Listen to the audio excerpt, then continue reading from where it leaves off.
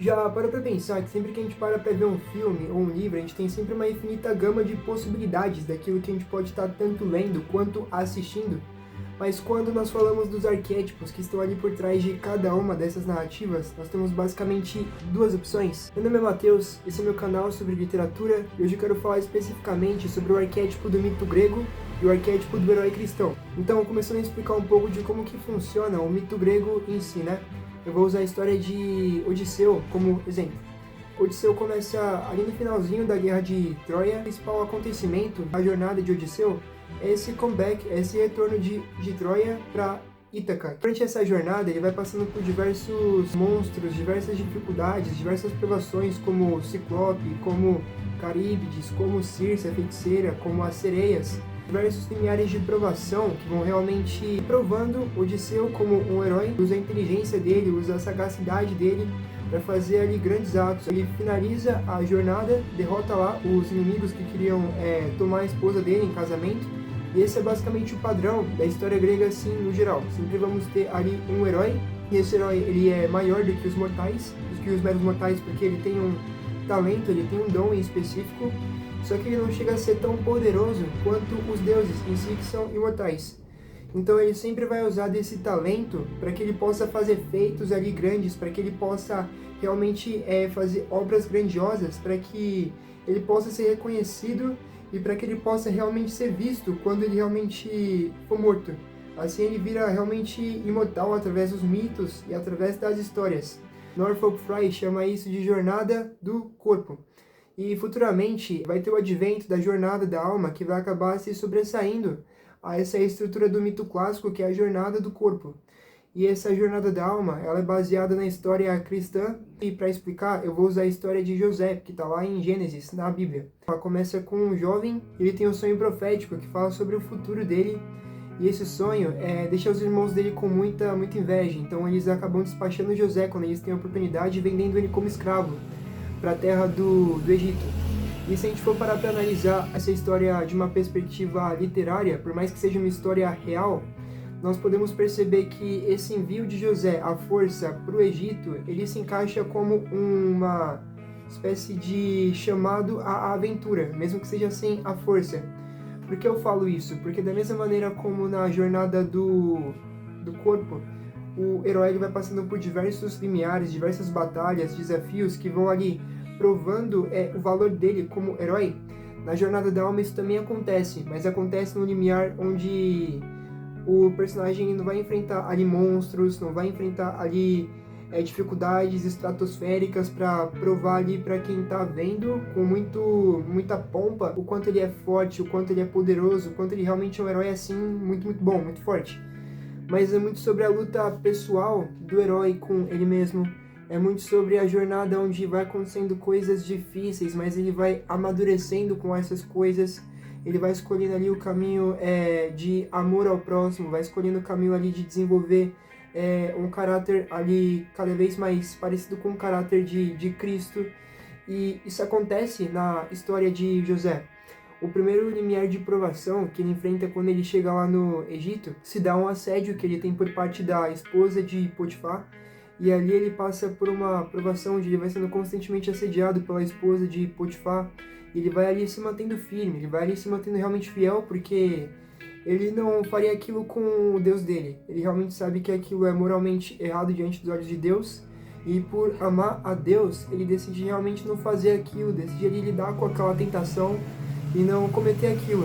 E isso vai gerar para ele um segundo linear de dificuldade ainda maior, que é por causa dessa situação ele acaba sendo preso de uma forma injusta, ele vai parar na prisão e ali na prisão ele continua ali mantendo o caráter dele, continua ali sendo fiel e também continua sendo muito diligente também. Não só essa questão de se manter firme naquilo que ele acredita, mas continua sendo um bom trabalhador, continua também sendo humilde e também olhando para as pessoas que estão ali ao redor dele.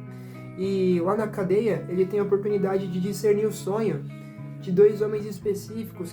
Isso vai gerar uma oportunidade para que no futuro ele possa estar no clímax da história, ali diante de Faraó.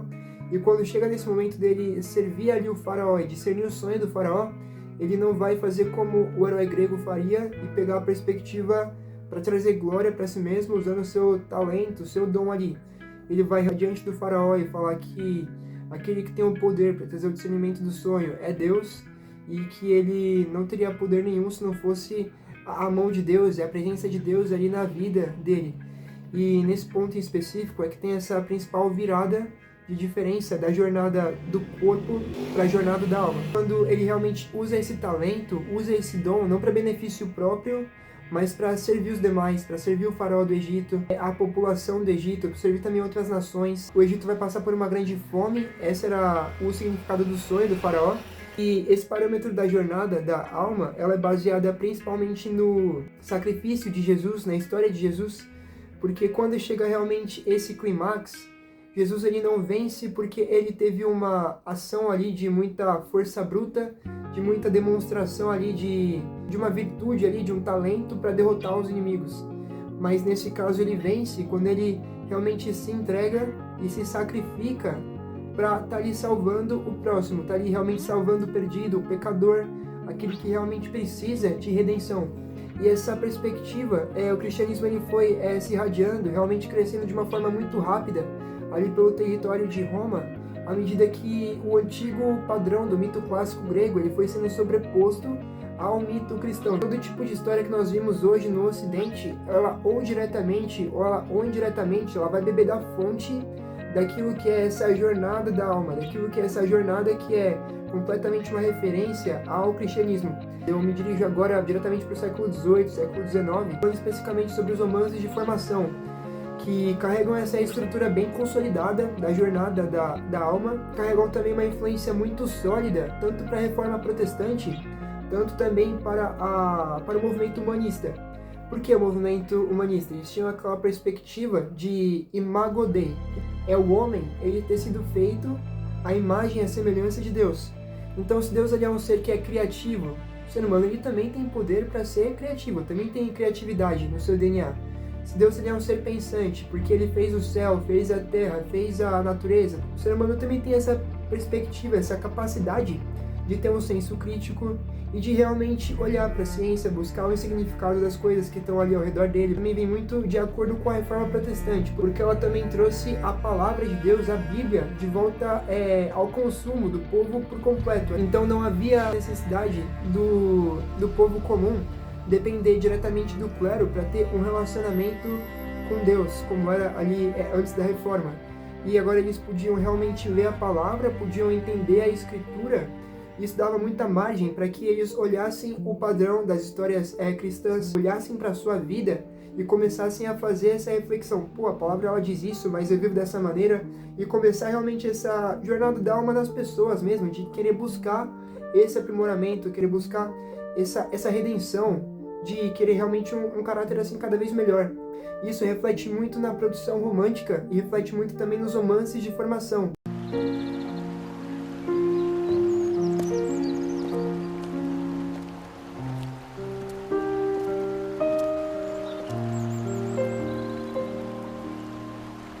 Como exemplo, Jane Eyre, da Charlotte Brontë, o cerne da questão não é a Jane Eyre ela vencendo um exército, não é Jane Eyre ela realmente sendo uma heroína que tem atos grandiosos. É muito da batalha da Jane Eyre contra ela mesma, é muito da batalha da Jane Eyre em escolher aquilo que realmente ela acha que é certo, mesmo com as suas vontades querendo outra coisa.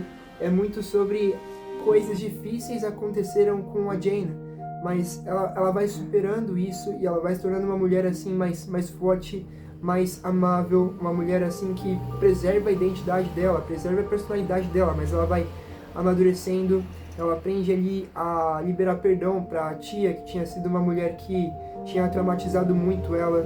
Ela aprende ali também, através da sua amiga, a Ellen Burst, na escola, aquilo que é realmente o perdão, aquilo que é realmente o cristianismo vivido, e não ali uma hipocrisia. Assim como Jesus fala numa passagem do Evangelho, os fariseus eles não fazerem nenhum esforço para cumprir aquelas ordens, mas colocarem pesos profundos nas costas das pessoas. Essa questão do perdão, essa questão de ter um caráter cada vez mais tratável, até chegar a um ponto em específico em que tem esse clímax muito voltado para esse momento de sacrifício, assim na história, que é o ponto em que ela tá prestes a casar com o Sr. Rochester, e ela recebe essa notícia de que ele já era casado, e aquilo seria um segundo casamento para ele sem ter revogado o primeiro, e ali o mundo dela lá cai, porque ela amava muito ele, mas ali ela tem essa decisão de fazer esse sacrifício, de seguir aquilo que ela sabe que é certo, em vez de querer ali a vontade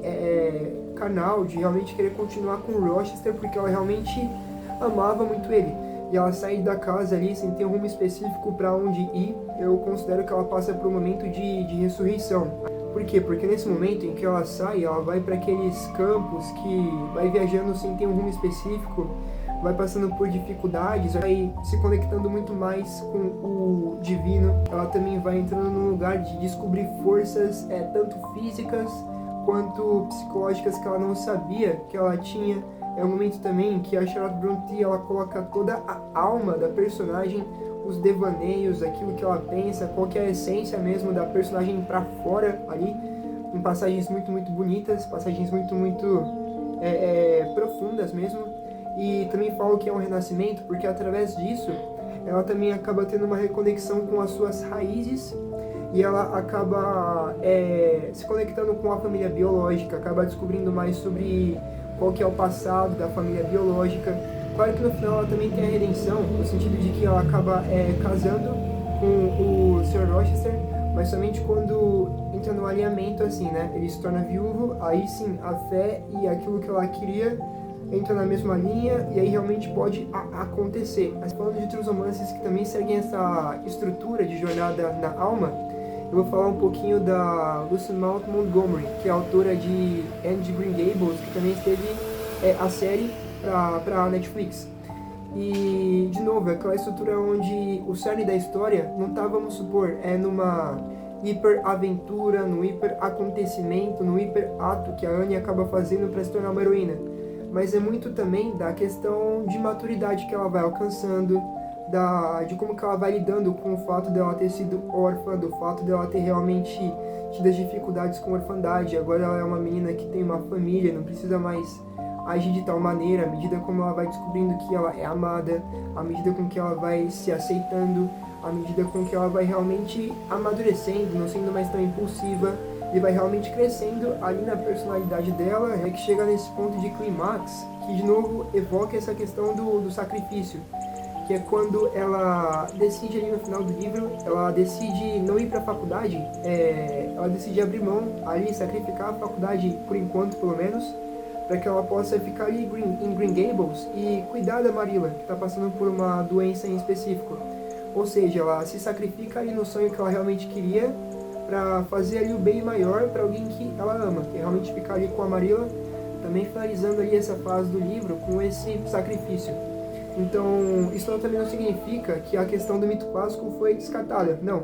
O mito grego ele continua presente, mas continua muito presente nesse lugar de dar uma narrativa de aventura, dar também um ritmo de ação, para as histórias não ficarem assim tão pacatas e quem sabe um pouco mais introspectivas demais. E isso também está presente em diversas outras histórias, como o Interestelar, do Christopher Nolan. E se você for analisar o Interestelar e você for analisar a jornada do mito de Jasão e os Argonautas, você percebe que esse filme ele é uma releitura do mito grego dos Argonautas, que eram heróis dentro de um navio chamado Argo, que realmente ia pelos mares, procurando assim o velocino de ouro. O Interestelar tem esse arquétipo grego também, porque a inteligência humana, a tecnologia humana, o talento do Cooper como piloto, a tecnologia, a ciência, essa habilidade humana como aquilo que promove essa viagem espacial, para que eles possam estar ali procurando um lugar onde seja viável ter vida ali fora de terra, né? Esse arquétipo grego bem presente, só que a redenção da história não vem ali pela força humana, não vem ali pela tecnologia, mas vem ali porque o Cooper ele tem uma conexão tão grande com a filha dele, ele ama tanto a filha dele, que aquele amor é aquilo que realmente transcende ali, faz aquela abertura no espaço e tempo para que ele possa se conectar com ela e assim possa passar a informação que precisa ser passada e conseguir salvar ali o enredo da história. Então você tem ali uma jornada onde o ritmo de aventura, o ritmo de realmente ação tá totalmente atrelado ao mito clássico grego, mas entra na parte da redenção, pô, aí entra também o mito, o arquétipo da jornada da alma. E não é porque a jornada da alma, ela tá no fundamento de quase todas as histórias, que não existam histórias que contam ali com o mito grego como seu fundamento de sentido também. É um tipo de arquétipo que é bem presente nas histórias políticas e também traz essa perspectiva de trazer esse embasbacamento, essa admiração também por aquilo que se está vendo. Então, de um lado, você tem realmente o mito da alma, que traz essa conexão mais pessoal com a pessoa que está lendo, porque vamos supor, se você para ler Jane Eyre, um exemplo, vamos supor que você tem uma situação em que uma pessoa que às vezes passou por uma situação difícil, guarda às vezes uma mágoa de uma pessoa, ou passou por uma situação em que teve que escolher um caminho certo, assim, ou até mesmo as situações que a gente passa todos os dias, de querer fazer algo que seja, que a gente sabe que é bom, mas não faz, assim, sabe? Tem uma vontade, até mesmo carnal, assim, de pegar e falar, não, não consigo fazer isso. Paulo realmente fala que o bem que eu quero fazer, esse eu não faço, mas o mal que eu não quero fazer, esse é o que eu faço. Então, por um lado, a jornada da alma, ela mostra muito essas lutas que são comuns aos seres humanos. E quando você lê, muitas pessoas até mesmo usam esse termo quando falam de histórias que são uma jornada da alma, que dá aquele quentinho no coração. Por quê? Porque você realmente está lendo algo que é comum, ou assistindo algo que é comum ali, a gente passa por esse tipo de situação na vida real, e você está vendo o protagonista ali passando por aquela dificuldade, passando por aquela situação, mas ele está ali superando aquilo, ele está ali crescendo com aquela situação, ele está se tornando uma pessoa melhor com aquela situação. Então isso meio que de duas uma, ou a pessoa que vai estar assistindo aquilo, lendo aquilo, ela vai se identificar e no fundo ela vai pensar, pô, não sou só eu que passo por isso também, sabe? Que bom que não sou só eu. Ou então ela também pode ir além e pode se inspirar naquela história e talvez até inconscientemente ela pense, pô, se tal pessoa realmente conseguiu fazer aquilo no filme, a pessoa levanta assim da cadeira do cinema, termina de ler o livro, às vezes chora ali lendo o livro porque inconscientemente lembra de alguma situação e ela tem uma esperança, sabe? Tipo, aquilo mexe com ela e ela fala, não, acho que eu vou repensar minha vida, acho que eu posso tentar fazer uma coisa de uma maneira diferente, abre uma perspectiva nova para a pessoa. E por outro lado, a jornada do mito clássico grego é muito nessa questão de ser algo legal de assistir, né? Ser feitos grandiosos assim que geram uma admiração.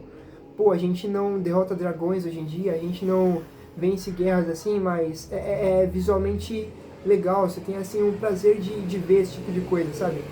Então a gente tem essas duas dualidades, que é a jornada da alma e a jornada do corpo. E dando mais um exemplo específico de jornada do corpo, que é comum hoje em dia com o mito clássico, a animação da Disney, por exemplo, que é Moana, ela tem um arquétipo também que tem alguns resquícios de uma jornada de alma, mas o cerne da história ainda é a jornada do mito grego. Ela é uma heroína que tem a vontade dela principal, não é ali estar salvando a vila que ela mora. Claro que tem esses resquícios, mas não é estar salvando ali as pessoas, mas é cumprir com a vontade que ela tem de descobrir o mundo, de ser realmente uma exploradora, de ter essa curiosidade de saber aquilo que tem no mar, aquilo que vem além. Essa vontade que guiava muito dos heróis, que realmente estão lá nas histórias da mitologia grega. Essa vontade de expandir, essa vontade de sair de um lugar, de estar ali quem realmente é, querer testar as suas forças, que são o padrão ali do mito clássico. Também tem a questão do desafio. Assim como o Prometeu, ele desafiou os deuses para trazer o fogo para os humanos, a Moana ela também está ali desafiando as autoridades para que ela realmente possa ir para o mar e cumprir com aquela aventura. Tem muito a questão também da afirmação, do descobrimento da identidade, eu sou Moana e eu vou cumprir com tal ato, eu vou fazer tal missão acontecer, porque essa missão me foi me dada. Então é muito dessa questão de... Claro que tem a questão do sacrifício pela vila, estou falando que isso não está em primeira instância. A primeira instância é realmente o descobrimento, essa vontade de realmente expandir e de provar assim, o valor através do ato. Eu vou lá e eu vou devolver o coração de Tefiti, eu vou lá e eu vou realmente fazer esse ato acontecer. Eu acho que aqui eu já acabei dando exemplos suficientes, tanto de um lado da perspectiva da alma e do corpo, tanto grego quanto cristão. E eu espero que você tenha gostado desse vídeo. Esse foi meu primeiro vídeo aqui do canal. Se você gostou, eu peço que você deixe o seu like, eu peço que você também se inscreva no canal. Vou trazer mais conteúdo pra cá sobre literatura, sobre análise literária. E eu espero que você tenha gostado. É isso, até mais!